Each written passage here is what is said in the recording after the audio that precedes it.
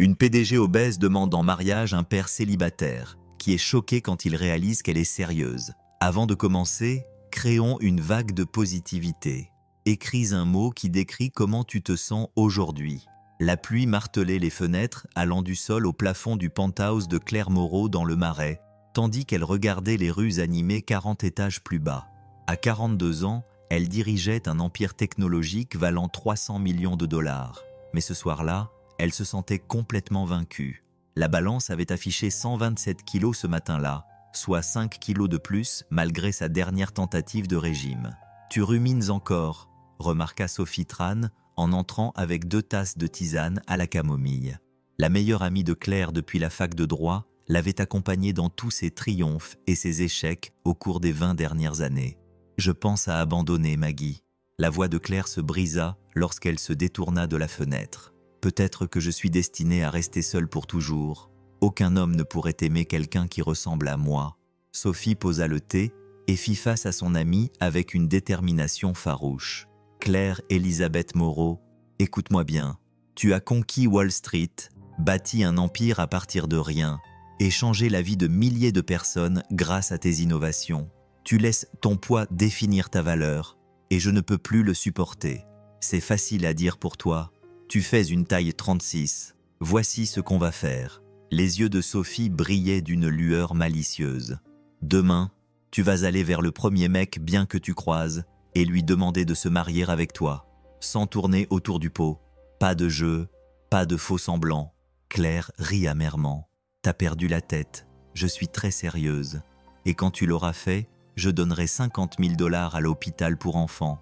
Mais si tu te dégonfles, tu donneras 100 000 $ à mon association caritative préférée et tu devras essayer les sites de rencontres en ligne pendant 6 mois. » Le défi flottait dans l'air comme de l'électricité. Claire n'avait jamais renoncé à un pari de toute sa vie. « Tu es folle. Mais d'accord, mais c'est moi qui choisis l'homme. » Le lendemain matin, le soleil était au rendez-vous, contre toute attente. Claire se retrouva au parc Monceau, le cœur battant à tout rompre, regardant les familles profiter de la douceur du mois d'octobre.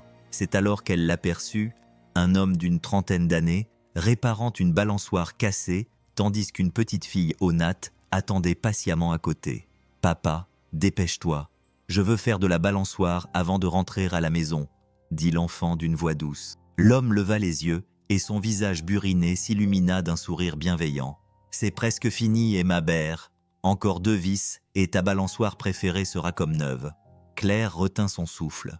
Il y avait quelque chose dans son calme, dans la façon dont il travaillait avec soin, dans l'amour évident dans sa voix quand il parlait à sa fille. Avant de perdre son sang-froid, elle se retrouva en train de s'approcher. « Excusez-moi, » dit-elle d'une voix plus forte qu'elle ne le sentait. Julien Perrin leva les yeux, surpris par la femme élégamment vêtue qui s'approchait de lui. Même en tenue décontractée, tout en elle criait la richesse, de ses baskets de marque à ses cheveux auburn parfaitement coiffés. « Oui, madame, y a-t-il un problème ?» Le cœur de Claire battait si fort qu'elle était certaine qu'il pouvait l'entendre. « Je sais que ça va te paraître complètement fou, mais veux-tu t'épouser ?» La clé tomba bruyamment sur le sol tandis que Julien restait bouche bée. La petite Emma gloussa derrière ses mains.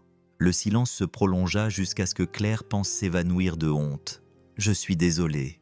Qu'est-ce que tu viens de dire ?» La voix de Julien n'était qu'un murmure. Julien Perrin cligna des yeux, convaincu qu'il hallucinait. Depuis 3 ans qu'il était veuf, aucune femme ne s'était intéressée à lui, et encore moins lui avait demandé en mariage dans les 30 secondes suivant leur rencontre.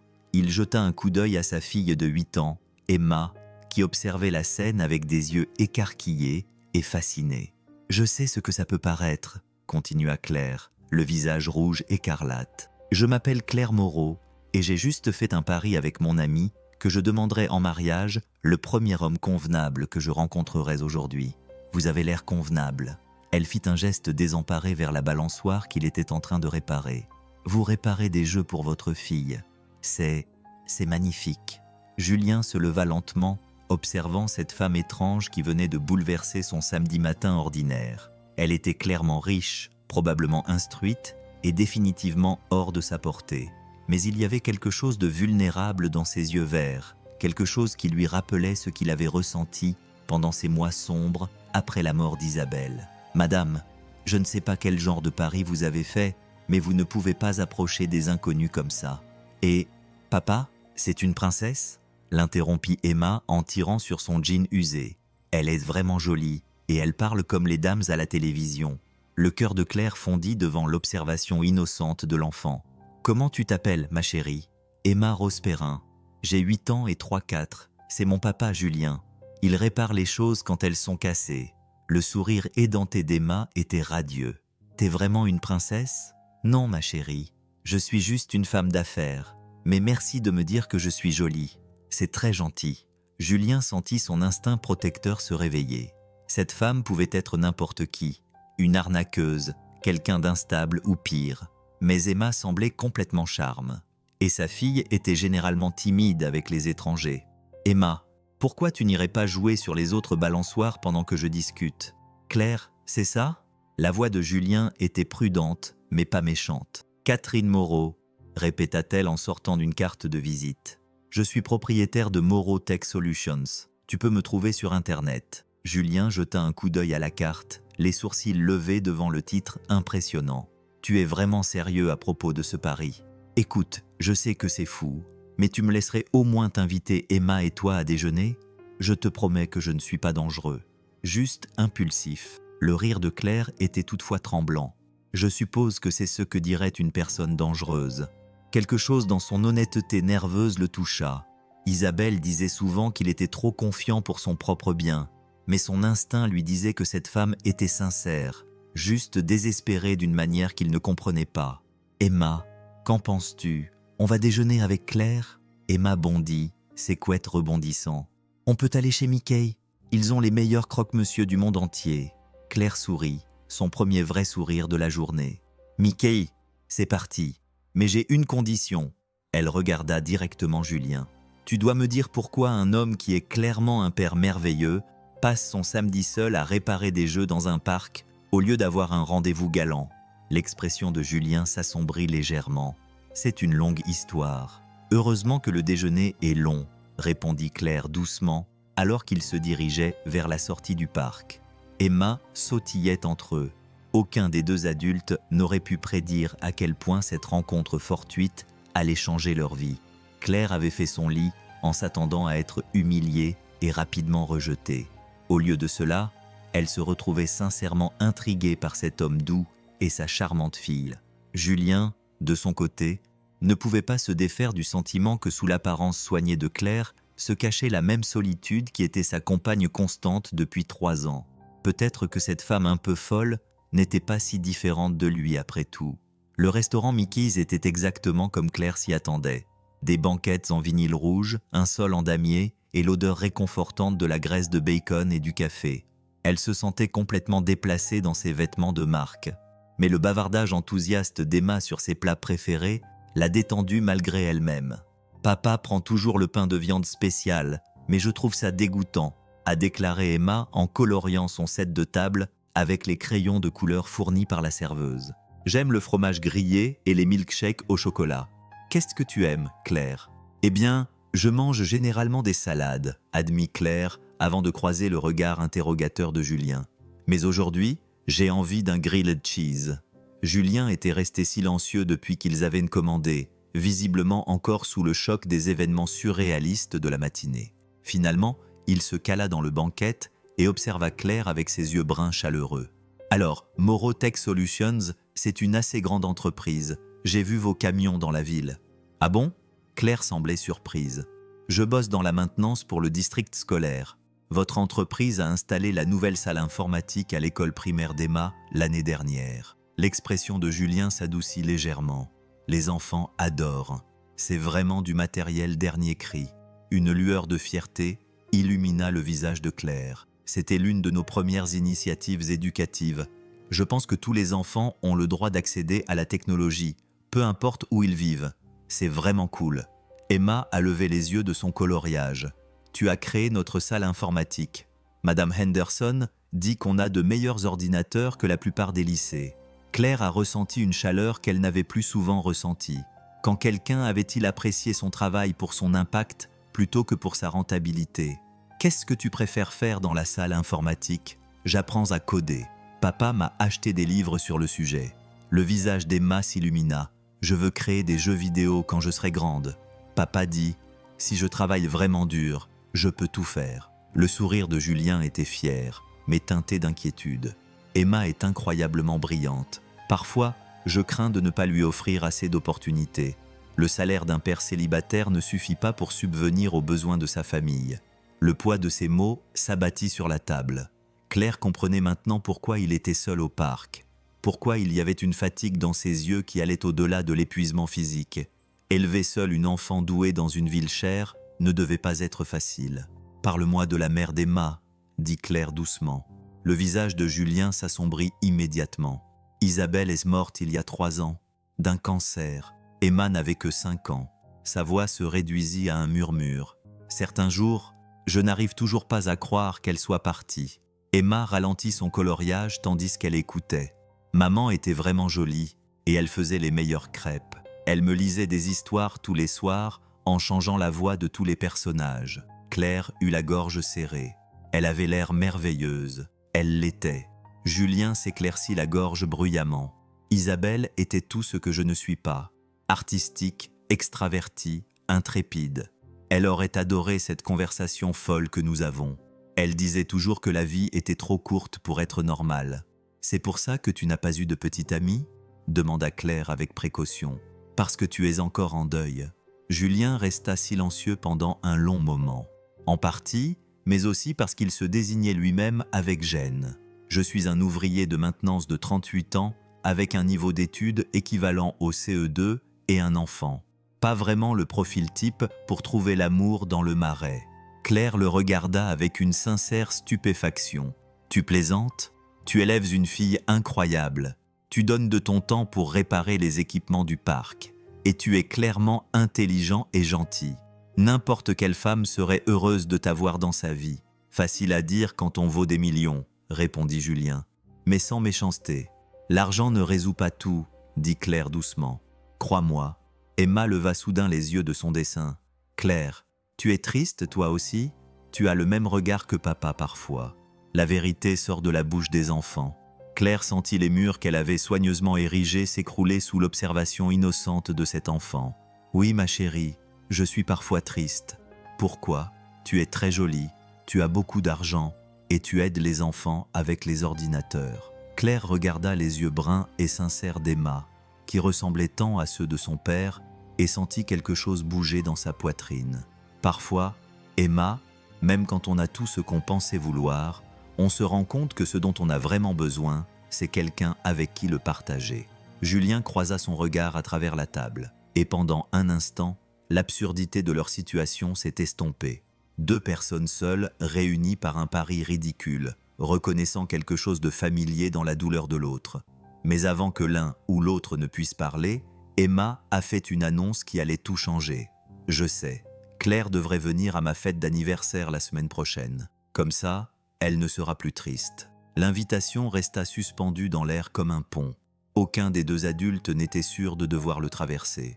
Claire sentit son cœur s'arrêter en regardant le visage plein d'espoir d'Emma. Puis elle regarda l'expression soigneusement neutre de Julien. « Ma chérie, Claire a probablement des réunions de travail importantes, » dit Julien diplomatiquement, offrant à Claire une issue facile. Mais quelque chose dans l'enthousiasme innocent d'Emma fit oublier à Claire toute prudence. « En fait, j'adorerais venir à ta fête. J'adorerais, Emma. C'est quand ? Samedi prochain. J'aurai 9 ans. » Emma sautillait sur sa chaise. « C'est chez nous. Papa fait toujours mon gâteau préféré. Au chocolat avec des pépites multicolores. Il n'est pas très bon cuisinier, mais il fait de très bons gâteaux. » Julien se tortilla, mal à l'aise. « Emma, notre appartement n'est pas très chic. Ce n'est pas comme ce que Claire a l'habitude de voir. » Claire se pencha en avant, sérieuse. « Julien, j'ai grandi dans un appartement d'une chambre à Montreuil avec ma grand-mère. Chic ne signifie pas toujours mieux. » Cette révélation le surprit. Tout chez Claire criait privilège et école privée. « Vraiment ? Mes parents sont morts quand j'avais 12 ans. Ma grand-mère Rose m'a élevée avec sa pension de couturière. Tous les gâteaux d'anniversaire étaient faits à partir d'un mélange en boîte. Et c'étaient les choses les plus délicieuses que j'ai jamais goûtées parce qu'ils étaient faits avec amour. » La voix de Claire s'adoucit au souvenir. « J'ai créé mon entreprise en partie pour honorer sa mémoire. Elle disait toujours que j'étais assez intelligente pour changer le monde. » Emma tendit le bras par-dessus la table et tapota la main de Claire avec ses doigts collants. « Ta grand-mère avait l'air vraiment gentille, comme ma maman. Elle l'était. Je pense qu'elles auraient été amies. » Julien se surprit à voir Claire sous un tout nouveau jour. Son apparence soignée était réelle, mais derrière elle se cachait quelqu'un qui avait connu la perte, qui s'était battu pour sortir de la pauvreté grâce à sa seule détermination. Cela rendait sa proposition matinale moins comme le caprice d'une femme riche qui s'ennuie et plus comme le geste désespéré de quelqu'un d'aussi seul. « Alors, tu viendras vraiment à ma fête ?» insista Emma. « Je ne manquerai ça pour rien au monde », promit Claire. À la fin du déjeuner, Claire se rendit compte qu'elle appréciait vraiment leur compagnie. Emma était précoce sans être capricieuse. Elle posait des questions sur tout, du fonctionnement des ordinateurs à la raison pour laquelle les adultes buvaient du café alors que le chocolat chaud était meilleur. Julien se détendit peu à peu et raconta les différentes aventures et mésaventures d'Emma.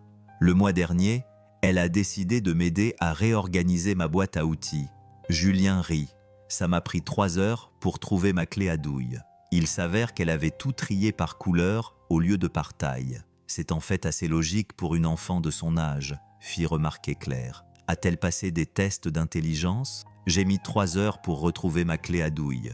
Il s'avère qu'elle avait tout trié par couleur au lieu de par taille. C'est en fait assez logique pour une enfant de son âge, fit remarquer Claire. A-t-elle passé des tests d'aptitude? L'expression de Julien devint sérieuse. L'école en a parlé, mais ces programmes coûtent de l'argent que je n'ai pas. Emma est brillante, mais je ne peux pas me permettre de lui payer des cours particuliers ou une école spéciale. Claire sentit une flamme familière s'allumer dans sa poitrine. La même passion qui l'avait poussée à créer son entreprise. Et si je te disais qu'il existe des programmes disponibles, des bourses, des possibilités de mentorat, je dirais que c'est probablement pour les familles qui ont des relations, ce que je n'ai pas. Pas nécessairement. Claire sortit son téléphone. Je fais partie du conseil d'administration de la Fondation des jeunes innovateurs. On offre des bourses complètes aux enfants doués issus de communautés défavorisées. Emma serait parfaite. Julien serra les mâchoires. Je ne veux pas de charité. Ce n'est pas de la charité. C'est un investissement. Emma a un potentiel qui pourrait profiter à tout le monde si elle était bien encouragée. C'est pour ça que ces programmes ont été créés. Emma avait suivi la conversation avec beaucoup d'intérêt. « Papa, je pourrais vraiment aller dans des cours spéciaux, comme pour les enfants intelligents ?» Le désir dans la voix de sa fille brisa le cœur de Julien. Il avait essayé si dur de subvenir à ses besoins, mais sa fierté l'avait empêché de demander de l'aide. Le cœur de Julien. Il avait tellement essayé de subvenir à ses besoins, mais sa fierté l'avait empêché de demander de l'aide. On va y réfléchir. Monsieur Claire sentit son conflit intérieur et décida de changer de tactique. En fait, avant de parler des programmes pour Emma, j'ai une confession à te faire à propos de ce matin. Le père et la fille se tournèrent vers elle avec impatience. Le pari dont je t'ai parlé, c'était plus qu'un simple défi stupide. Mon ami m'a mise au défi parce que je me cache de la vie. Je suis convaincu que personne ne peut m'aimer à cause de mon poids. Elle s'est dit, si je me mets en avant, même de la manière la plus ridicule qui soit, je découvrirai peut-être que j'avais tort. Julien observa attentivement son visage. « Et qu'as-tu découvert ?» Claire a regardé Emma, puis Julien. Cette gentillesse n'a rien à voir avec l'apparence physique, et certaines des personnes les plus belles se cachent sous des apparences inattendues. La sincérité dans sa voix a serré la poitrine de Julien d'une émotion qu'il n'avait pas ressentie depuis la mort d'Isabelle. Cette femme riche et accomplie était aussi vulnérable que lui, mais elle savait mieux le cacher. « Claire, » a dit Emma soudainement, « tu veux être amie avec moi et papa ?» La question était innocente, mais elle était chargée de possibilités. Claire a senti les larmes lui monter aux yeux. « J'adorerais ça, Emma. »« Claire, » dit Emma soudainement, « tu veux être amie avec moi et papa ?» La question était si innocente, mais tellement pleine de possibilités. Claire sentit les larmes lui monter aux yeux. « J'adorerais ça, Emma. » Mais alors qu'ils se préparaient à quitter le restaurant, aucun d'entre eux ne remarqua que Sophie Tran les observait depuis une voiture garée de l'autre côté de la rue. Son expression était un mélange de satisfaction et d'inquiétude grandissante. Le pari avait été plus calculé que Claire ne le pensait. 3 jours après leur déjeuner chez Mickey, Claire se retrouva à faire quelque chose qu'elle n'avait pas fait depuis des années. Elle choisissait nerveusement une tenue pour une occasion décontractée. Elle avait échangé ses coordonnées avec Julien, officiellement pour coordonner les détails de la fête d'anniversaire d'Emma. Mais leur conversation par SMS avait évolué vers quelque chose de surprenant et de personnel. Julien, Emma veut savoir si tu aimes les jeux vidéo. Elle prépare une animation pour son anniversaire. Claire, est-ce que Pac-Man ça compte? Je suis d'une vieille école embarrassante. Julien, parfait. Elle s'est entraînée pour pouvoir se montrer à toi. Claire, elle n'a pas besoin de m'impressionner. Je suis déjà conquis. Julien, elle n'est pas la seule à essayer de t'impressionner. Ce dernier message avait fait battre le cœur de Claire d'une manière qu'elle avait oubliée.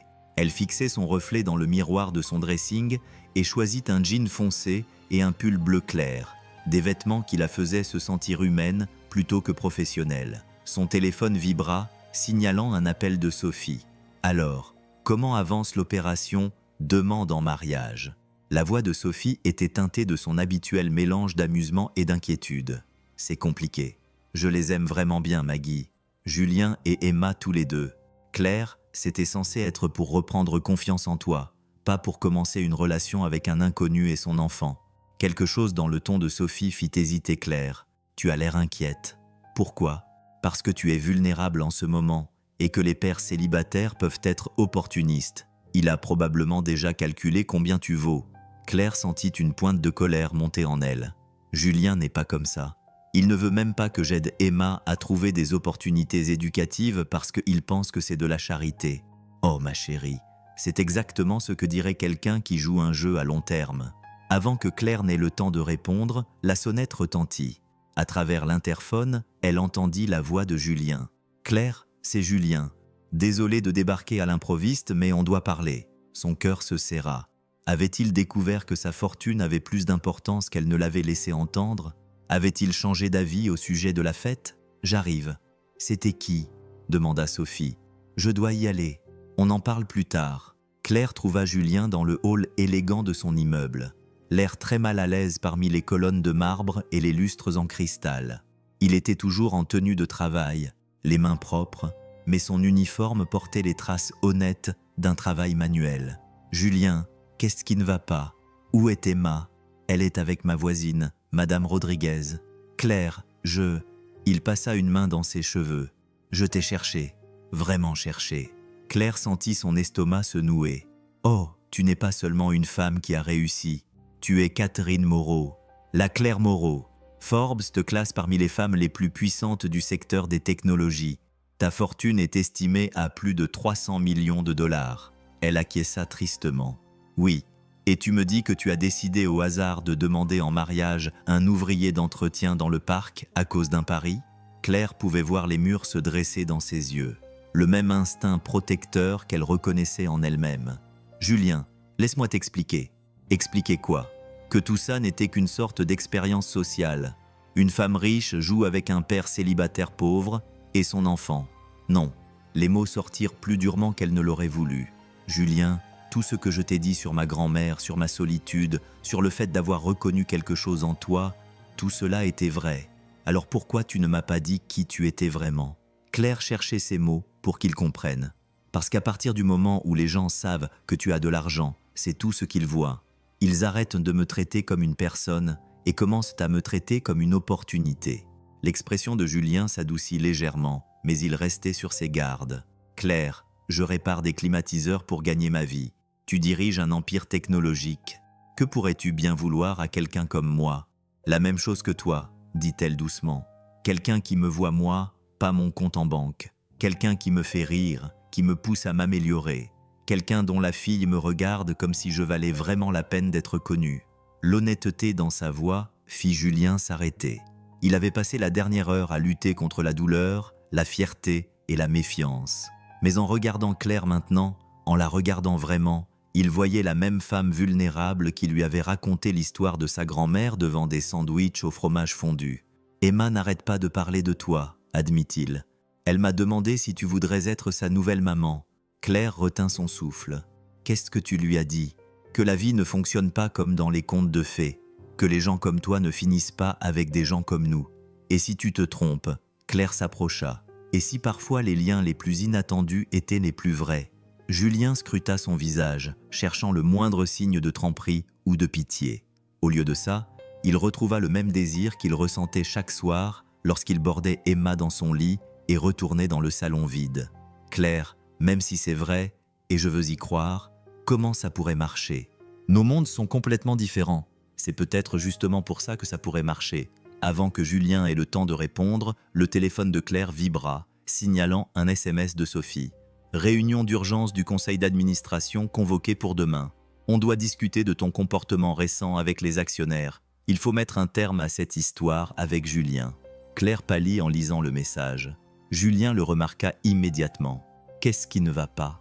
Claire leva les yeux vers lui, réalisant que ses sentiments pour cet homme et sa fille pourraient lui coûter tout ce qu'elle avait passé 20 ans à construire. Mais pour la première fois de sa vie d'adulte, elle n'était pas sûre que cela lui importait. « Mon monde est peut-être sur le point de devenir très compliqué, » dit-elle. « Et je dois décider ce qui compte le plus, protéger mon entreprise ou protéger ce que nous avons commencé ici. » La réunion d'urgence du conseil d'administration était prévue à 8 heures précises, mais Claire arriva au siège de Morotech à l'aube, ayant besoin de temps pour réfléchir avant d'affronter les vautours. Son bureau d'angle offrait une vue panoramique sur le Marais. Mais ce matin-là, la ville semblait froide et impitoyable. Sophie attendait déjà, parfaitement habillée comme toujours, le visage impossible à déchiffrer. « Tu as l'air mal en point », remarqua Sophie en s'installant dans le fauteuil en face du bureau de Claire. « Merci. Toujours aussi solidaire », dit Claire en se servant une tasse de café avec des mains tremblantes. « C'est grave ?»« Assez grave. James Hartwell a posé des questions sur tes récentes absences, ton comportement erratique et ce qu'il appelle tes fréquentations douteuses. Il a parlé aux autres membres du conseil d'administration de ton aptitude à diriger l'entreprise. » Claire sentit son sang se glacer. James Hartwell était son plus grand rival au conseil d'administration.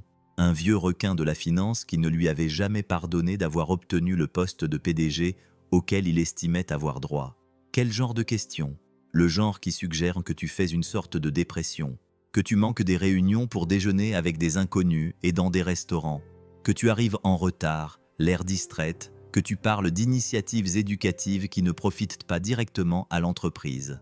La voix de Sophie était soigneusement neutre. Il peint le portrait de quelqu'un qui a perdu sa concentration. « Et toi, quelle image tu donnes, Maggie ?» Sophie resta silencieuse pendant un long moment. « J'essaie de te protéger, Claire. C'est ce que j'ai toujours fait. En organisant ce pari, en me poussant à demander en mariage un inconnu, en essayant de te sortir de ta tête avant que tu ne te détruises complètement. » Le sang-froid de Sophie se fissura légèrement. « Tu es dans une spirale négative depuis des mois. Tu refuses les invitations, tu déclines les interviews, tu annules tes apparitions publiques. Je pensais que si tu pouvais simplement nouer des liens avec quelqu'un, n'importe qui, tu te rappellerais que la vie existe en dehors de ces murs. » Claire fixa son ami de longue date. « Mais tu ne t'attendais pas à ce que je trouve quelqu'un comme Julien. Je pensais que tu serais rejeté, que tu te rendrais compte que le monde ne s'écroulerait pas et que tu recommencerais à sortir avec quelqu'un de convenable. » « Quelqu'un de convenable ?» répéta Claire lentement. « Tu veux dire quelqu'un d'assez riche pour que les gens ne remettent pas en question mon jugement ?» Le silence de Sophie était éloquent. Le téléphone de Claire vibra, signalant un SMS de Julien. « Emma a fini de faire ton invitation d'anniversaire hier soir. Elle a utilisé des paillettes, beaucoup de paillettes. Je te préviens. » Malgré tout, Claire sourit. En 48 heures, elle était passée de la peur du week-end à l'impatience d'assister à la fête d'anniversaire d'une fillette de 9 ans dans un modeste appartement de Montreuil. « Tu penses à lui en ce moment, n'est-ce pas? N'est-ce pas ?» demanda Sophie. « Oui. Claire, sois honnête avec moi. Que sais-tu réellement de cet homme? Vraiment? Je sais que c'est un bon père. Je sais qu'il est gentil et honnête, mais ce sont des impressions, pas des faits. Tu le connais depuis 3 jours. » Sophie se pencha vers elle. « Et si je te disais que j'ai fait des recherches sur lui ?» Claire sentit son sang se glacer. « Quoi? Une simple vérification des antécédents.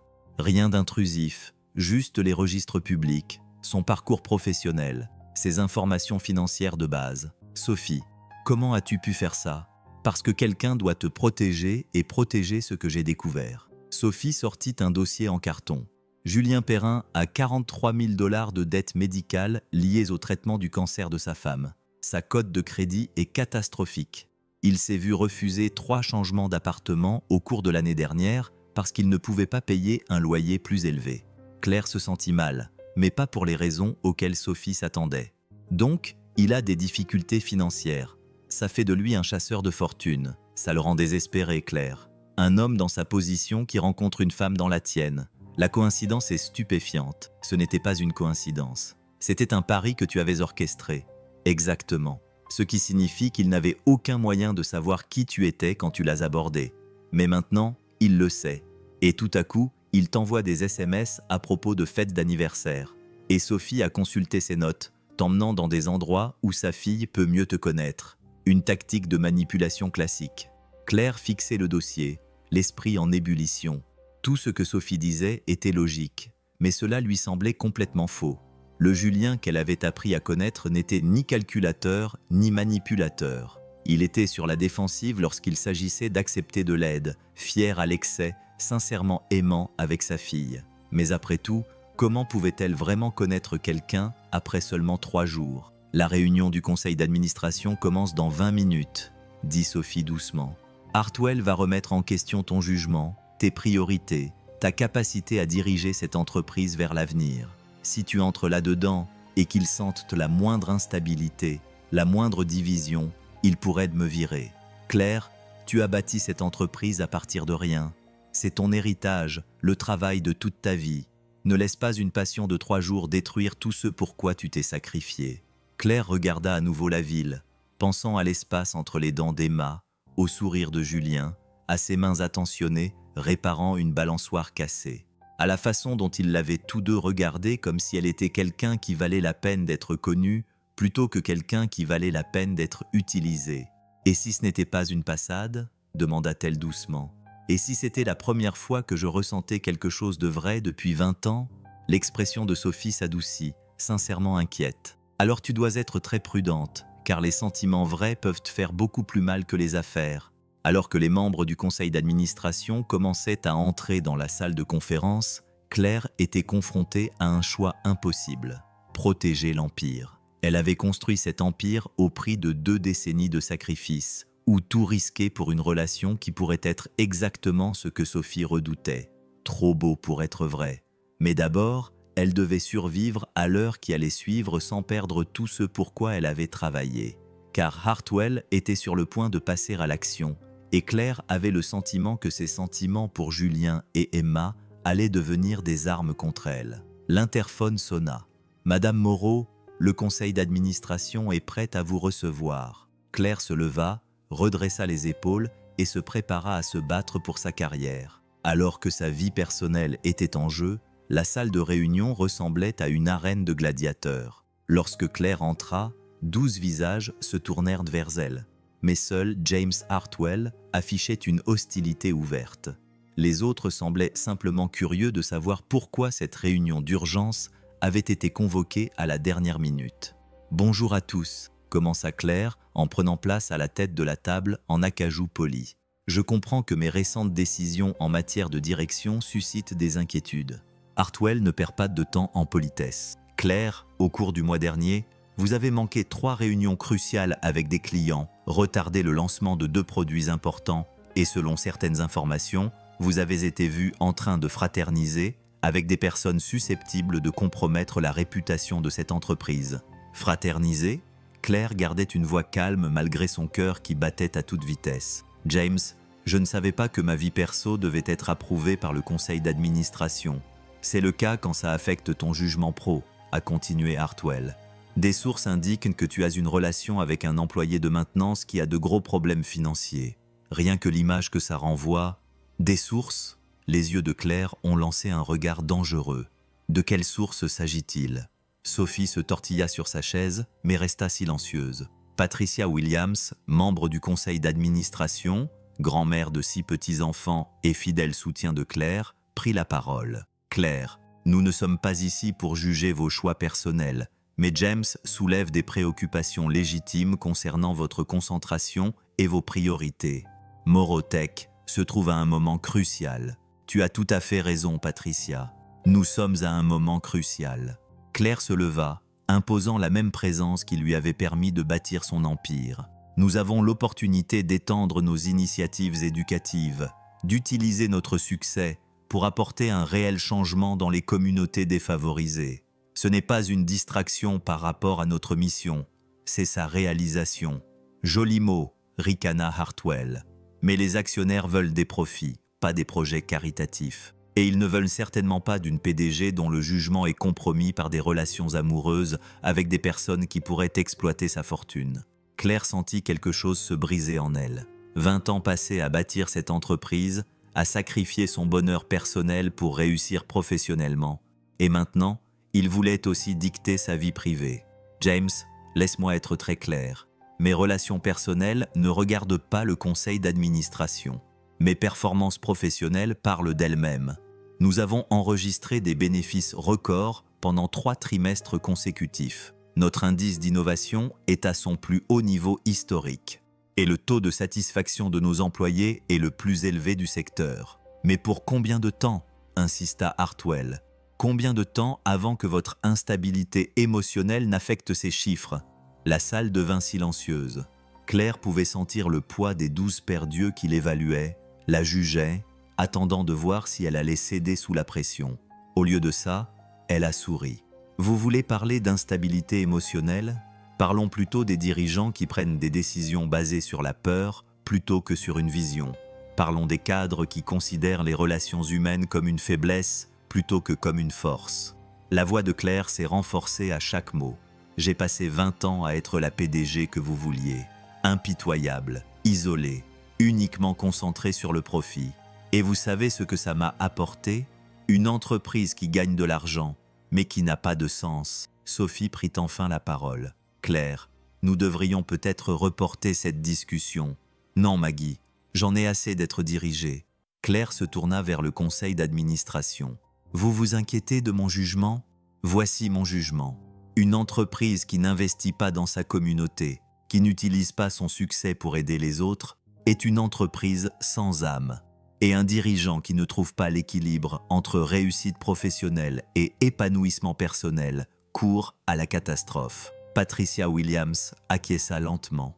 Que proposais-tu exactement, Claire ? Je propose qu'on vote pour savoir si ma vie perso a un rapport avec mes performances pro. Et je propose que tous ceux qui pensent que oui se demandent s'ils comprennent vraiment ce que signifie le leadership au XXIe siècle.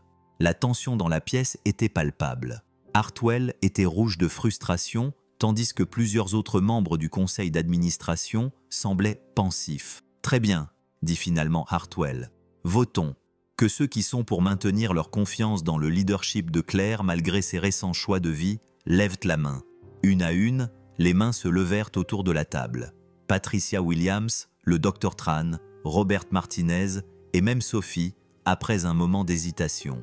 Lorsque le décompte fut terminé, Claire l'emporta par une marge de 8 voix contre 4. « Merci », dit simplement Claire. « Maintenant, si vous voulez bien m'excuser, je dois aller à l'anniversaire d'un enfant de 9 ans. Et cela, mesdames et messieurs, est exactement le genre de priorité qui fait de moi une meilleure dirigeante et non une moins bonne. » En quittant la salle de réunion, Claire entendit Hartwell murmurer à ses alliés. « Ce n'est pas fini. » Mais Claire pensait déjà à l'invitation scintillante d'Emma et au sourire nerveux de Julien. Pour la première fois en 20 ans, elle choisissait son cœur plutôt que son entreprise. Elle espérait juste ne pas le regretter. Le samedi matin, un soleil exceptionnellement chaud pour un mois d'octobre, Claire se retrouva devant un modeste immeuble en briques à Montreuil, un sac cadeau à la main et luttant contre des papillons qui n'avaient rien à voir avec des présentations professionnelles. Julien ouvrit la porte, vêtu d'un tablier couvert de farine et l'air légèrement affolé. « Claire, tu es en avance. Emma est prête depuis des heures, mais j'ai un petit problème avec le gâteau. » « Quel genre de problème ?» Claire entra dans le petit appartement impeccablement propre et fut immédiatement charmée par les dessins d'enfants qui recouvraient le réfrigérateur et les photos de famille éparpillées dans le salon. Le genre de famille où la fille dont c'était l'anniversaire avait spécifiquement demandé un gâteau en forme de licorne et où les talents artistiques de son père se limitaient à dessiner des bonhommes allumettes. Julien fit un geste désemparé en direction du Kit Tran, où se trouvait un gâteau au chocolat recouvert de ce qui semblait être des explosions de glaçage aux couleurs de l'arc-en-ciel. Emma sortit en trombe de sa chambre, vêtue d'une robe de fête violette et d'une tiare. Elle s'arrêta net lorsqu'elle vit Claire. « Tu es venue, tu es vraiment venue. Bien sûr que je suis venue. Je te l'avais promis, non ?» Claire s'agenouilla pour se mettre à la hauteur d'Emma. « Et regarde-toi, tu es absolument magnifique, la reine de la fête. » Emma rayonnait et attrapa la main de Claire. « Viens voir ma chambre. Je l'ai rangée spécialement pour toi. » L'heure suivante passa dans un tourbillon d'énergie propre aux enfants de 9 ans. Les amis d'Emma arrivèrent. Un mélange de camarades de classe et d'enfants du quartier dont les parents se demandaient clairement ce qu'une femme en vêtements de créateur faisait à la fête d'anniversaire de leurs enfants.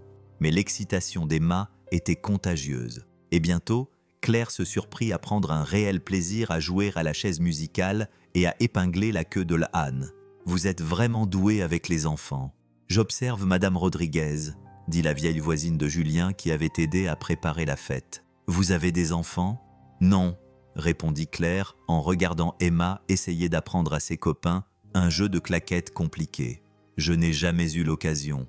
Madame Rodriguez a une grande expérience de la vie. » Madame Rodriguez observa Claire avec l'œil perçant de quelqu'un qui avait élevé 7 enfants et tout vu 2 fois. Le timing, c'est une question de chance. Parfois, ce qu'on pense être le mauvais moment s'avère être le moment idéal. Julien apparut à côté d'elle, ayant enfin trouvé une bière et une canette de Rodriguez, observa Claire avec le regard perçant de quelqu'un qui a élevé 7 enfants et qui a tout vu 2 fois. Le timing est une chose étrange. Parfois, ce que nous pensons être le mauvais moment s'avère être le moment idéal. Julien apparut à côté d'elle, ayant enfin vaincu le gâteau licorne avec des résultats étonnamment impressionnants. C'était l'heure du gâteau et des cadeaux. La cérémonie du gâteau était tout ce qu'un anniversaire de 9 ans devait être. Beaucoup de rires, de chants faux, et Emma faisant un vœu les yeux fermés très fort. Claire se demandait ce qui pouvait être si important pour une enfant qui semblait avoir tout ce qui comptait. Quand vint le moment des cadeaux, Emma garda le cadeau de Claire pour la fin. Dans l'élégant sac se trouvait quelque chose qui avait donné du fil à retordre à Claire pendant des heures. Une tablette adaptée aux enfants contenant des jeux de codage et des applications éducatives, accompagnée d'une note manuscrite promettant des cours de codage quand Emma le souhaiterait. Les yeux d'Emma s'écarquillèrent lorsqu'elle découvrit la tablette. « Papa, regarde, il y a des jeux qui apprennent à créer des jeux. » L'expression de Julien était complexe, tandis qu'il observait la joie de sa fille. Claire pouvait voir le conflit dans ses yeux. La gratitude se mêlait à la fierté. La reconnaissance luttait contre l'inquiétude d'accepter un cadeau aussi cher. « Claire, c'est trop, » dit-il doucement. « C'est un investissement pour l'avenir d'Emma, » répondit Claire. « Et avant de discuter, souviens-toi qu'elle va changer le monde un jour. Je veux pouvoir dire que j'ai contribué. » Emma s'était approchée de la fenêtre avec sa nouvelle tablette et soudain, sa voix retentit, alarmée. « Papa, il y a une dame dehors qui prend des photos de notre immeuble. » Julien et Claire se précipitèrent vers la fenêtre. Effectivement, une femme avec un appareil photo professionnel était postée de l'autre côté de la rue, photographiant clairement l'immeuble. Claire sentit son sang se glacer. Des paparazzis. Quoi? Julien avait l'air perplexe. Quelqu'un a dit à la presse où je serais aujourd'hui. Claire passa en revue toutes les possibilités, mais une seule avait du sens. La même personne qui avait fait enquêter sur Julien et qui avait orchestré toute cette situation depuis le début. Sophie. Julien vit l'expression sur le visage de Claire et passa immédiatement en mode protecteur. « Emma, éloigne-toi de la fenêtre. Madame Rodriguez, pourriez-vous emmener les enfants dans la chambre du fond pour regarder un film ?» Alors que la vieille dame éloignait efficacement les enfants des fenêtres, Julien se tourna vers Claire. « C'est à cause de moi, n'est-ce pas? Parce que tu es là, Julien. » « Non, c'est parce que quelqu'un veut saboter ce que nous avons avant même que ça ait une chance de grandir. Qui ferait ça? » Claire ferma les yeux. Les pièces du puzzle se mettaient enfin en place. Quelqu'un qui pense me protéger, mais qui en réalité me contrôle. Emma apparut dans l'embrasure de la porte, sa joie d'anniversaire remplacée par l'inquiétude. « Claire, tu pars? Tu as l'air triste à nouveau. » Claire regarda cette précieuse enfant, le visage inquiet de son père et le modeste appartement rempli d'une chaleur plus authentique que son penthouse n'avait jamais connue. Dehors, les flashs des appareils photo continuaient à crépiter à travers les fenêtres. « Emma, ma chérie, je dois aller m'occuper de quelque chose de très important. Mais je te promets une chose, je ne laisserai personne faire de mal à ta famille ou gâcher ton anniversaire. » Elle embrassa Emma sur le front et serra la main de Julien. « Je réglerai ça, quoi qu'il en coûte. » Alors que Claire quittait l'immeuble par la sortie arrière pour éviter les photographes, elle composait déjà le numéro de Sophie. Il était temps d'avoir une conversation qui aurait dû avoir lieu il y a 20 ans. Et cette fois, Sophie allait entendre certaines vérités sur l'amitié qui risquait de ne pas lui plaire. L'appartement terrasse de Sophie était tout le contraire de celui de Claire. Froid, moderne et totalement dépourvu de personnalité. Claire trouva sa meilleure amie debout près des baies vitrées, un verre de vin blanc à la main malgré l'heure matinale. « Je me demandais quand tu allais t'en rendre compte », dit Sophie sans se retourner. « Depuis combien de temps, Maggie? Depuis combien de temps manipules-tu ma vie ?» Sophie finit par lui faire face, et Claire fut choquée de voir des larmes dans les yeux de son amie. « Depuis le jour où je t'ai rencontré à la fac de droit, depuis le jour où je t'ai vu pleurer à cause des factures des funérailles de ta grand-mère et jurer que tu ne serais plus jamais impuissante. Alors, tu as décidé de t'assurer que je ne sois jamais assez proche de quelqu'un pour souffrir. J'ai décidé de protéger la femme la plus brillante que j'ai jamais rencontrée pour qu'elle ne commette pas les mêmes erreurs que moi. » La voix de Sophie était brisée par l'émotion. « Tu veux tout savoir sur le mariage, l'amour et la famille, Claire? J'avais tout ça. Un mari parfait, de beaux enfants, une maison avec une clôture blanche à Westchester. » Claire fixait son amie en réalisant à quel point elle savait peu de choses sur le passé de Sophie. Richard semblait parfait, un avocat brillant, un père formidable. Tout ce que je pensais vouloir jusqu'au jour où il a vidé nos comptes bancaires communs et s'est enfui avec sa secrétaire, me laissant avec 2 enfants de moins de 5 ans et des dettes dont je ignorais même l'existence. Maggie, pourquoi tu ne m'as jamais dit? Parce que j'ai passé les 10 années suivantes à me battre pour me sortir de la ruine financière, à regarder mes enfants souffrir parce que leur mère était trop fière pour demander de l'aide et trop naïve pour voir les signes. La voix de Sophie se durcit. J'ai juré que je ne laisserais jamais une autre Claire sentir sa colère s'apaiser, remplacée par une profonde tristesse pour la douleur cachée de son amie. Alors, tu as saboté mes relations pendant 20 ans. Je t'ai sauvé des hommes qui ne pouvaient pas gérer ton succès ou qui essayaient de l'exploiter. Tous, sans exception. Claire, le capital risqueur qui détournait l'argent de sa propre entreprise. Le chirurgien qui voulait que tu finances ses recherches. Le politicien qui avait plus besoin de tes relations que de toi. Et Julien, l'expression de Sophie devint désespérée.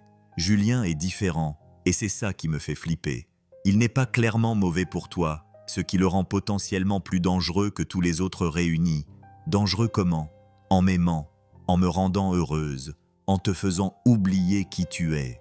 Le sang se mit à battre dans les tempes de Sophie. Claire, tu as travaillé pendant 20 ans pour construire quelque chose de solide, quelque chose qui ne peut être détruit par des avocats spécialisés dans les divorces ou des cœurs brisés. Tu parles de tout abandonner pour un mec que tu connais depuis 1 semaine. Claire, tu as travaillé pendant 20 ans pour construire quelque chose de durable, quelque chose qui ne peut pas être détruit par des avocats spécialisés dans les divorces ou des cœurs brisés. Tu parles de tout jeter pour un homme que tu connais depuis 1 semaine. Je ne jette rien. J'essaie de construire une vie qui inclut à la fois la réussite professionnelle et le bonheur personnel. Tu ne peux pas avoir les deux. Tu ne comprends pas? Le moment où tu laisses quelqu'un devenir aussi important pour toi, tu lui donnes le pouvoir de détruire tout ce que tu as construit. Claire fixa son meilleur ami, comprenant enfin la peur qui avait guidé l'instinct protecteur de Sophie pendant 2 décennies. « Maggie, ce qui t'est arrivé est terrible, mais ça ne veut pas dire que ça m'arrivera aussi, n'est-ce pas? Julien a 43 000 $ de dette médicale, Claire. Son crédit est ruiné. Sa fille a besoin d'une éducation qu'il ne peut pas lui offrir. Combien de temps avant qu'il commence à te voir comme une solution à ses problèmes plutôt que comme une personne qui compte pour lui? » Le doute que Sophie se met trouvait un terrain fertile dans les propres insécurités de Claire. Tout ce que disait son amie faisait écho aux peurs qu'elle essayait de réprimer depuis la réunion du conseil d'administration. « Tu as appelé le photographe », dit Claire à voix basse. « J'ai appelé un contact au Times, un photographe mondain spécialisé dans la documentation de la vie privée des personnalités publiques. » La voix de Sophie était désormais calme, professionnelle. Lundi matin, il y aura des photos de toi à une fête d'anniversaire d'enfants à Montreuil, l'air domestique et maternel. Tes actionnaires verront une PDG qui a perdu sa concentration. Julien verra toute l'ampleur de l'attention médiatique qui accompagne le fait d'être dans ta vie. Tu essayes de lui faire peur. J'essaie de vous montrer à tous les deux à quoi ressemble la réalité. Claire, quand ces photos seront publiées dans les pages économiques, Julien ne pourra plus jamais avoir de vie privée. Emma sera photographiée en allant à l'école. Leurs finances seront scrutées. Leurs moindres faits et gestes seront analysés. Est-ce juste pour eux? Claire sentit la confiance qu'elle avait soigneusement construite commencer à s'effriter.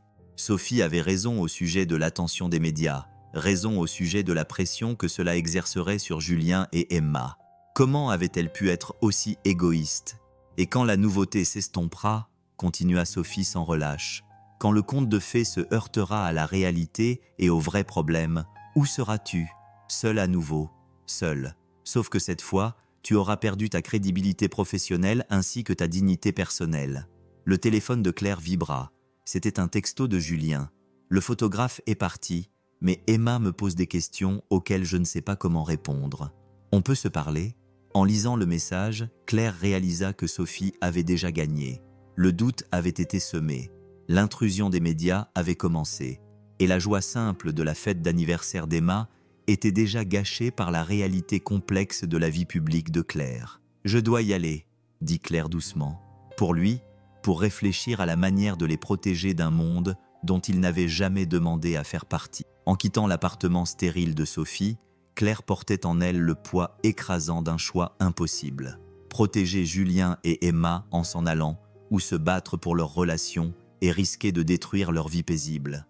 Mais ce que Claire ignorait, c'est que Julien Perrin avait déjà pris sa propre décision concernant leur avenir, et celle-ci était sur le point de tout changer. Julien attendait dans le hall de l'immeuble de Claire lorsqu'elle rentra chez elle ce soir-là, le visage impassible.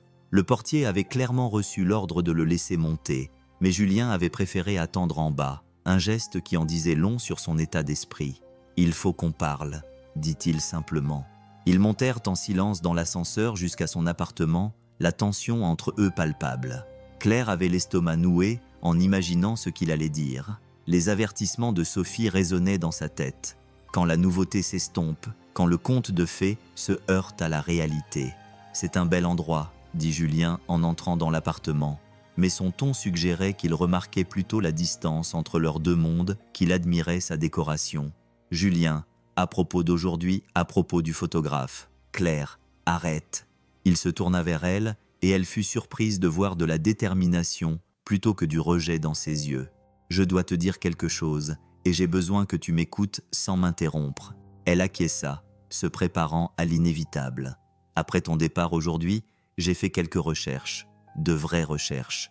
Pas seulement sur ton entreprise, mais sur toi, sur ce qu'est ta vie en réalité. » Julien s'approcha de la fenêtre et regarda la ville scintillante en contrebas. « Tu savais qu'il existe des sites web entiers consacrés à suivre ta vie personnelle? Des forums où les gens spéculent sur tes relations amoureuses, ton poids, ta santé mentale. » Claire sentit ses joues s'empourprer. « Julien, tu m'as dit de ne pas t'interrompre. J'ai lu des articles sur ton mode de vie d'ermite, des spéculations sur les raisons pour lesquelles une femme aussi brillante que toi est toujours célibataire, des théories sur le fait que tu es gay ou simplement trop exigeante ou psychologiquement détruite. » La voix de Julien se fit plus dure. « J'ai lu des commentaires de personnes qui ne t'ont jamais rencontré, qui te jugent en tant qu'être humain sur la base de photos et de ragots. » Claire enroula ses bras autour d'elle, se sentant exposée et vulnérable. « Et tu sais ce que j'ai compris ?» Julien se tourna vers elle. « Tu vis dans une prison magnifique et coûteuse où chacun de tes choix est scruté. Chaque relation est analysée à la recherche d'arrière-pensée. Chaque moment de bonheur devient propriété publique. C'est la réalité de la vie sous les projecteurs. C'est la réalité que tu as acceptée. Mais ce n'est pas forcément la réalité que tu choisis. » Claire le fixa, désorientée par la tournure que prenait la conversation. « Qu'est-ce que tu dis ? » « Je dis que Sophie Tran est venue me voir cet après-midi. » Claire sentit son sang se glacer. « Elle a quoi ? » « Elle m'a proposé de l'argent, Claire. Beaucoup d'argent. assez pour payer les frais médicaux d'Isabelle, assez pour transférer Emma dans un meilleur quartier scolaire, assez pour assurer notre avenir. Julien parlait calmement. En fait, tout ce que j'avais à faire, c'était de te quitter. Claire sentit le sol se dérober sous ses pieds, et je lui ai dit d'aller au diable. Ces mots frappèrent Claire comme un coup physique, non pas parce qu'ils étaient durs, mais parce qu'ils représentaient quelque chose qu'elle n'avait jamais connu auparavant, quelqu'un qui la choisissait plutôt que l'argent, quelqu'un qui voyait sa valeur au-delà de sa richesse. Julien, l'argent qu'elle t'a offert, tu en as besoin. Emma en a besoin. Je sais tes dettes, tes difficultés. Tu sais ce dont Emma a besoin. Elle a besoin de voir son père se battre pour quelque chose qui compte. Elle a besoin d'apprendre que l'intégrité n'est pas à vendre, peu importe le prix. Julien s'approcha d'elle, et elle a besoin de voir que parfois, les adultes sont assez courageux pour choisir l'amour plutôt que la sécurité. Claire sentit les larmes monter, mais Sophie avait raison au sujet de l'attention des médias, au sujet de ce que cela ferait à sa vie privée, à l'enfance normale d'Emma. « Claire, regarde-moi. » Julien lui prit doucement les mains. « Tu crois que je me soucie des photographes ? Tu crois que l'enfance d'Emma sera moins normale parce qu'elle aura peut-être une belle-mère qui se trouve être une femme qui a réussi ? Belle-mère ?» La voix de Claire n'était plus qu'un murmure. « Je m'avance peut-être, mais Claire, j'ai besoin que tu comprennes quelque chose que ton amie Sophie ne comprend clairement pas. Je ne veux pas réparer ta vie et je n'ai pas besoin que tu répares la mienne. Je veux construire quelque chose de nouveau avec toi, quelque chose qui nous appartienne. » Claire le regarda dans les yeux, cherchant le moindre signe de l'opportunisme dont Sophie l'avait mise en garde. Au lieu de ça, elle trouva la même gentillesse sincère qui l'avait attirée vers lui dans le parc. « Mais la réunion du conseil d'administration et la pression sur mon entreprise existeront toujours, que tu sois avec moi ou non. Claire, tu as passé 20 ans à bâtir un empire commercial. Il est peut-être temps de commencer à bâtir une vie. » Avant que Claire puisse répondre, Julien sortit son téléphone et lui montra une photo Emma avait prise cet après-midi-là. Claire ritait en aidant les amis d'Emma à faire un bricolage, une fleur dans les cheveux et une joie sincère sur le visage. « C'est qui tu es quand tu oublies que tu es PDG Claire Moreau ?» dit Julien doucement. « C'est la femme dont je suis amoureux. » Claire regarda la photo et se reconnut à peine. Quand avait-elle l'air aussi heureuse, aussi détendue, aussi authentiquement vivante ? « Sophie pense que tu te sers de moi, » murmura-t-elle. « Sophie pense que tout le monde est son ex-mari, » répondit Julien. « Mais Claire, c'est toi qui dois décider ce que tu crois. Tu me fais confiance ? Tu crois en ce qu'on a trouvé ensemble ?» Debout dans son penthouse impeccable, entourée de tous les symboles de réussite qui, selon elle, allaient la rendre heureuse, Claire a compris que le choix n'était pas entre Julien et sa carrière. C'était entre la peur et l'espoir, entre la sécurité et les possibilités. « Je te fais confiance, » a-t-elle dit, « et je suis en train de tomber amoureuse de toi aussi. » Mais même pendant que Julien l'embrassait, même si elle sentait l'espoir fleurir dans sa poitrine pour la première fois depuis des années, Claire savait que leur plus grand défi était encore à venir. Parce que Sophie Tran n'était pas une femme qui acceptait la défaite avec élégance, et elle avait une dernière carte à jouer. Le lundi matin, un article en première page de la section affaires du New York Times fit frissonner Claire. Le titre disait « La crise de la quarantaine d'un PDG de la tech quand le succès rencontre le désespoir ». Il était accompagné d'une photo d'elle à la fête d'anniversaire d'Emma, une fleur dans les cheveux, l'air aussi heureuse que Julien l'avait décrite. Mais c'est l'article dans la colonne de droite qui lui fit trembler les mains.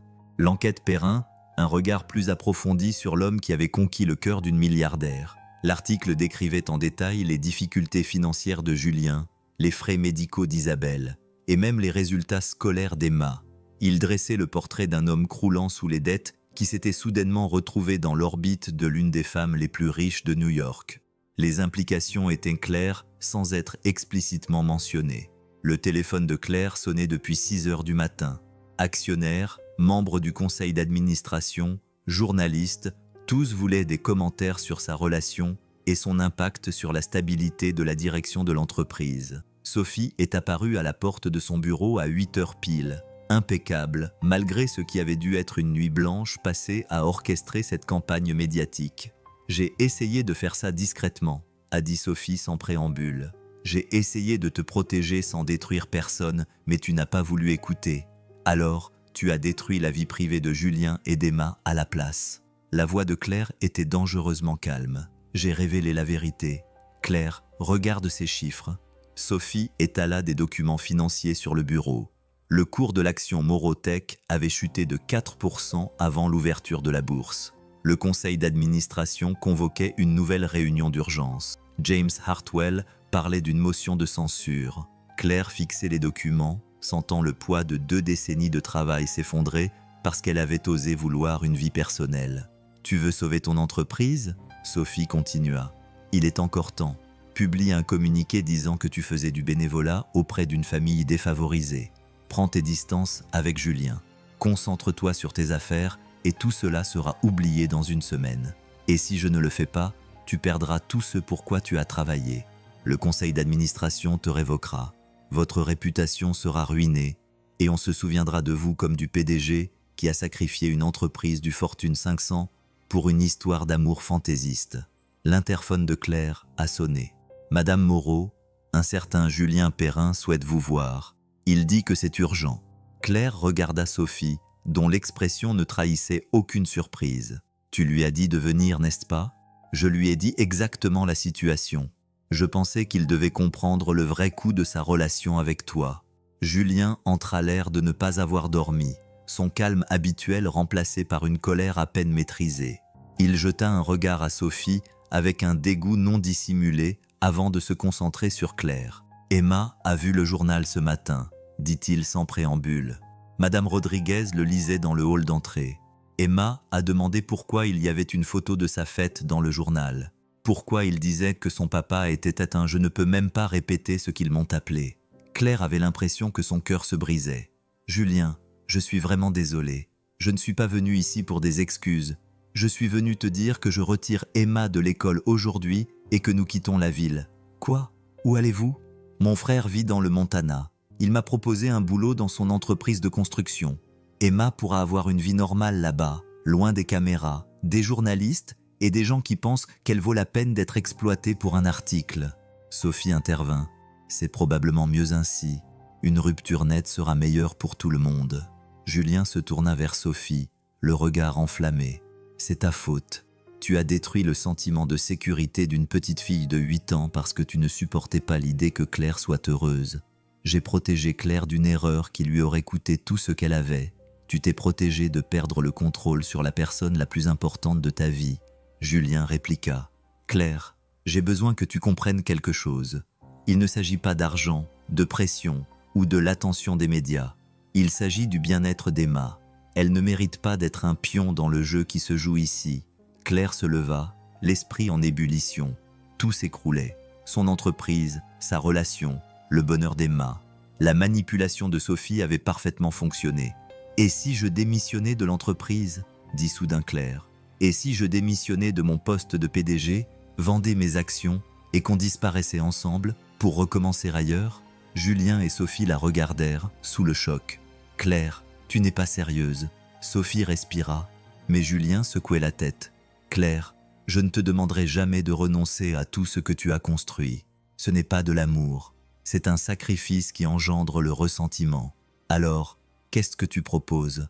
Parce que je ne peux pas vous perdre, toi et Emma, et je ne semble pas pouvoir te garder sans tout détruire. » Julien resta silencieux pendant un long moment, regardant la ville où il avait essayé de construire une vie pour sa fille.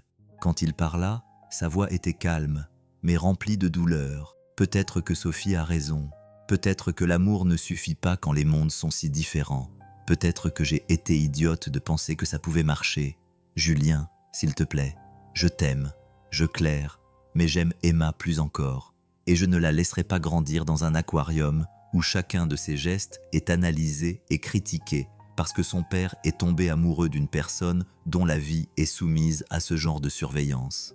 Alors que Julien se retournait pour partir, Claire sentit que 20 ans de contrôle minutieux s'effondraient enfin. Elle repensa au rire d'Emma, aux mains douces de Julien, au sentiment d'être vraiment vue pour la première fois de sa vie d'adulte, et elle réalisa que certaines choses valaient la peine de se battre, même si cela signifiait tout détruire. « Julien, attends !» cria-t-elle. « J'ai une idée, mais ça va me demander de faire quelque chose que je n'ai jamais fait auparavant. » « Quoi donc ?» Claire regarda Sophie, puis Julien, sa décision se cristallisant avec une clarté parfaite. Avoir confiance que l'amour est plus fort que la peur. La conférence de presse d'urgence était prévue à 14 h au siège de Morotech. Des caméras bordaient la rue. Les journalistes spéculaient devant les caméras sur la relation de Claire et son impact sur son entreprise. Et les réseaux sociaux bruissaient d'opinions sur la crise de la quarantaine du milliardaire. Claire se tenait dans son bureau, regardant le cirque médiatique en contrebas, vêtue d'une robe bleue simple qui la faisait se sentir humaine plutôt que femme d'affaires. Julien et Emma étaient assis sur son canapé. Il avait accepté de rester pour la conférence de presse après que Claire lui ait exposé son plan, mais son expression restait prudente. Sophie faisait les 100 pas près des fenêtres, son calme habituel ébranlé. « Claire, réfléchis-y encore. Une fois que tu auras dit ces choses en public, tu ne pourras plus tirer en arrière. »« Tant mieux, » répondit Claire. « J'en ai marre de vivre une vie dont je peux tirer en arrière. » Emma leva les yeux de la tablette sur laquelle elle jouait à des jeux de codage. « Claire, tu vas vraiment parler de nous à tous ces gens ?»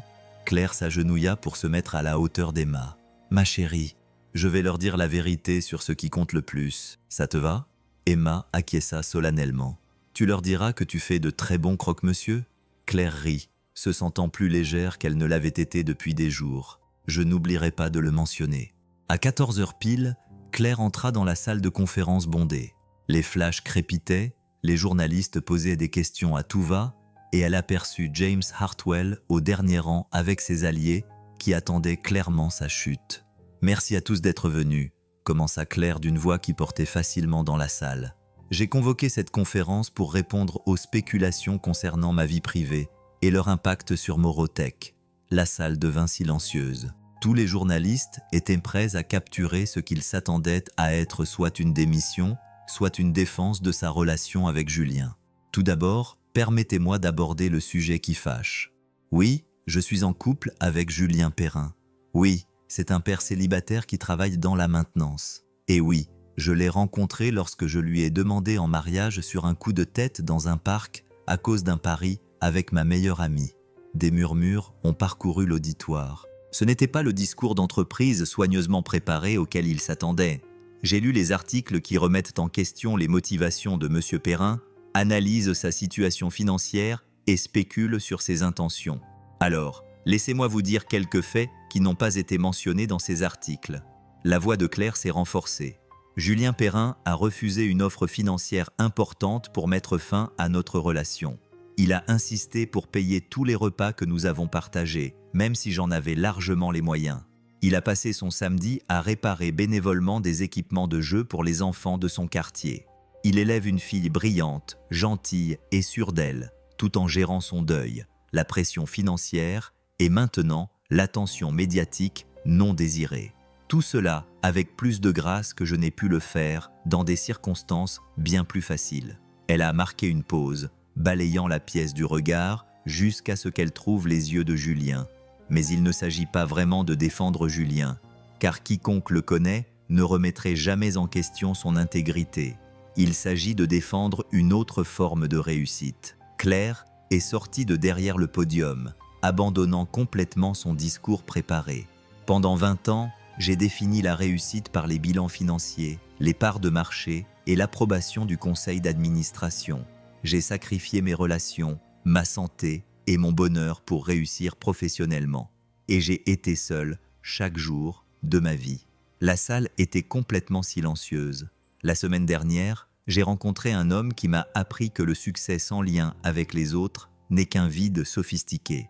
J'ai rencontré une petite fille qui voit le potentiel en chacun et croit au pouvoir de la gentillesse. J'ai découvert que l'amour, le vrai amour, ne te diminue pas et ne te détourne pas de ton objectif. Il clarifie ton objectif. Claire pouvait voir Sophie au premier rang, les larmes coulant sur son visage. Morotech a prospéré sous ma direction, non pas parce que j'ai évité les relations personnelles, mais parce que j'ai mis de la passion et de la vision dans tout ce que j'ai fait. Aujourd'hui, je mets cette même passion dans la construction d'une vie qui inclut à la fois la réussite professionnelle et l'épanouissement personnel. James Hartwell se leva brusquement. « Madame Moreau, les actionnaires ont besoin d'être rassurés sur le fait que votre jugement reste sûr. »« Mon jugement n'a jamais été aussi sûr, » a interrompu Claire. C'est pourquoi j'annonce qu'à compter de maintenant, Morotech va mettre en place notre initiative éducative la plus ambitieuse à ce jour. Nous allons nous associer à des écoles dans des communautés défavorisées pour leur donner accès à la technologie, à des cours de codage et à des programmes de mentorat. Elle sourit en pensant à l'enthousiasme d'Emma à l'idée de créer des jeux vidéo. Cette initiative sera financée par mon engagement personnel de 50 millions de dollars sur les 5 prochaines années, car j'ai appris que la meilleure façon d'honorer le succès est de l'utiliser pour créer des opportunités pour les autres. Les journalistes prenaient frénétiquement des notes, ne s'attendant clairement pas à ce rebondissement. Quant à ma vie privée, je veux être très clair. Julien Perrin et sa fille Emma ont apporté de la joie, un but et de l'authenticité à ma vie. Ils ont fait de moi une meilleure dirigeante, en faisant de moi une personne plus épanouie. Quiconque voit cela comme une faiblesse se méprend fondamentalement sur ce qu'est la force.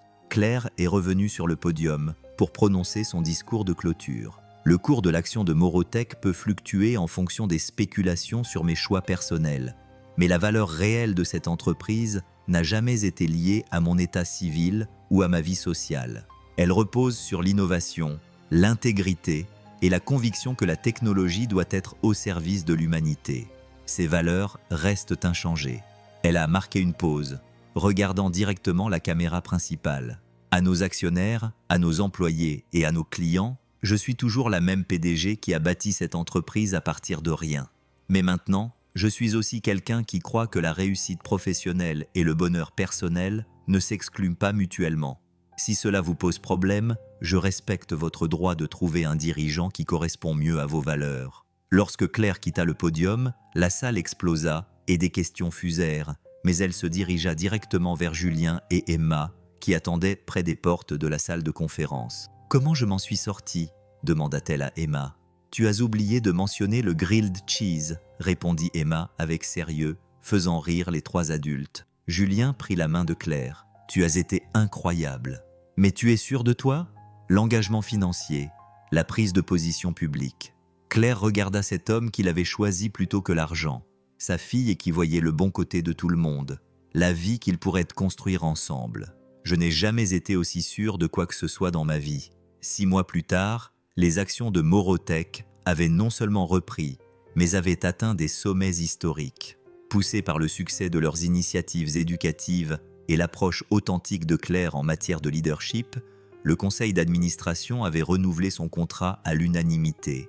Julien et Emma avaient emménagé dans l'appartement terrasse de Claire, apportant de la chaleur et des rires dans des pièces qui étaient belles mais vides. Emma était inscrite au programme pour enfants surdoués dont Claire lui avait parlé, et elle s'épanouissait à l'école tout en conservant sa joie contagieuse. Et Sophie, après des semaines de silence, avait finalement appelé pour s'excuser, admettant que le bonheur de Claire l'avait forcée à affronter ses propres peurs concernant l'amour et la confiance. Un samedi matin ensoleillé, Claire se réveilla avec l'odeur des pancakes et le son des rires d'Emma dans la cuisine. Elle trouva Julien en train d'apprendre à sa fille à retourner les pancakes tandis qu'une musique douce jouait en fond sonore. « Bonjour ma belle », dit Julien en embrassant son front. Emma a insisté pour préparer le petit déjeuner pour notre 6 mois ensemble. « Ce n'est pas vraiment un anniversaire », protesta Emma, mais elle sourirait. « Je voulais juste faire des crêpes avec le bon sirop. » Claire rit en les enlaçant toutes les deux. Elle repensa au pari qui avait marqué le début de cette aventure, aux craintes de Sophie et aux inquiétudes du conseil d'administration, à toutes les raisons pour lesquelles cela n'aurait pas dû marcher. Mais l'amour, finalement, était le meilleur pari qu'elle ait jamais fait. « Alors, » dit Claire en volant une bouchée de la crêpe d'Emma, « qu'est-ce qu'on fait aujourd'hui ? » « Papa dit qu'on peut aller au parc où tu lui as demandé en mariage, » annonça Emma. « Je veux voir l'endroit où notre famille a commencé. » Claire regarda Julien, qui haussa les épaules en souriant. « Elle a raison. Tu sais, c'est exactement ce qui s'est passé ce jour-là. » Alors qu'ils marchaient vers le parc main dans la main, Claire, Julien et Emma entre eux, Claire réalisa que parfois, les demandes en mariage les plus inattendues mènent aux plus belles vies. Et parfois, prendre le plus grand risque de sa vie s'avère être la chose la plus sûre que l'on ait jamais faite. Si c'était toi, écouterais-tu ton cœur ou protégerais-tu ta carrière ? Écris tes commentaires et voyons qui choisit l'amour. Si tu as aimé l'histoire, n'oublie pas de cliquer sur « J'aime ». À bientôt pour la prochaine histoire. Reste avec amour.